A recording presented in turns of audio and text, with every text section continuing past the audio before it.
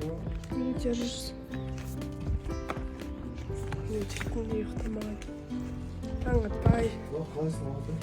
Yaşап тұрдың? Қайсы? Қысы. Қалжылай.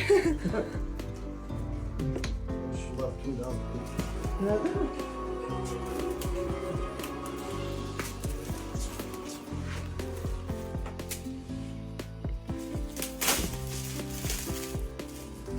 Sana kim? Kalktan kim? Mesut.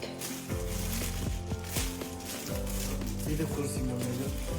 Kanka ne yapıyorsun? İntriga Ne yapıyorsun? Görün duruyor. Aa, sırada gel. Ben geldim. Kim sana çaldı? İyi. Süt Okumadın oldu. mı? Eyvah. Var kırada yiyor. Oh be. Kaç слушаksın? Екен үстімде өте ерекше, самый актуальный ходовой оттеногы.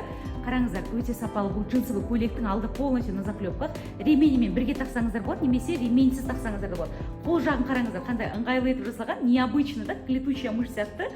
И алды полностью на заклепках, ыңғайлы ашылады, ыңғайлы жабылады. Емізулі қыз-келіншектер болса, аналар, жас аналар, иә, алды ашылатын көйлектер көп емес қой, сондықтан мен бұрын өзім емізулі болған кезде осындай алды ашылатын көйлек іздеген болатынмын, таппай. По бокам қалтасы мен телефон салып қойсаңыздар ыңғайлы екен.